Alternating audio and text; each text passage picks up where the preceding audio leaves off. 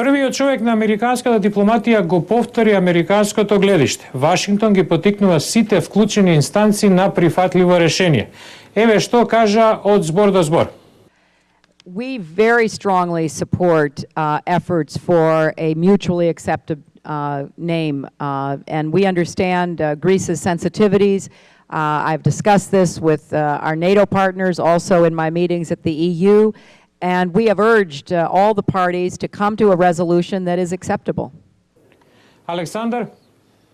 Ведран, дали е индикативно тоа што според агенцијските вести Клинтон ја ословува Македонија со една стара референца фиром наспроти, например, веќе усвоената практика и уставно и признаното име Македонија? Клинтон не ја ослови земјата со референцијата Фајром. Таа одговори на прашање од републиканскиот конгресмен Газ Билиракис од Флорида, кој побара да го изложи владиниот став околу прашањето за името. Билиракис, кој воедно е копредседавач на Елинистичкиот кокус, неформална конгресна група, што се залага за прашање од грчки интерес, во прашањето самиот земјата ја наслови со референцијата Фајром. Тој праша и за изземање на грчките граѓани од визниот режим за влез во САД и кипарското прашање.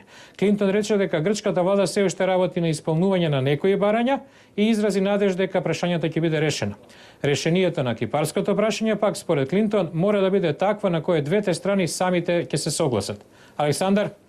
Изгледа дека тоа е формула на Вашингтон со оглед на тоа дека Клинтон како и Обама сугерираат заемно прифатливо име во грчко-македонскиот спор.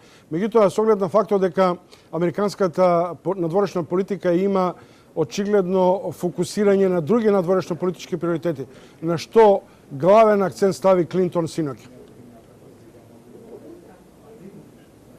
Александар, во обемното неколкучасовно сведочење пред Комисијата за надворешна политика на Представничкиот дом, Клинтон кажа дека постулатите на политиката на оваа влада се зајакнување на националната безбедност, ширење на американските интереси и одржување на американските вредности.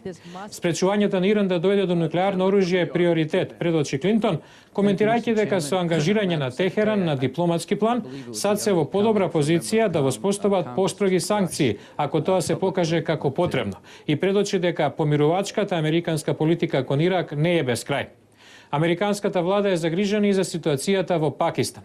Клинтон рече дека тоа што терористите добиле на сила во оваа нуклеарна држава е смртоносна закана и за САД и за светот. Главна цел на антитерористичката стратегија на председателот Обама е да се порази Ал-Каида и да се спречи незиното враќање во засолништа во Авганистан и Пакистан, кажа Клинтон на сведочењето. Александар? Благодарам, тоа беше Ведран Андоновски, главниот уредник на Гласот на Америка, во директно вклучување со Студио 2.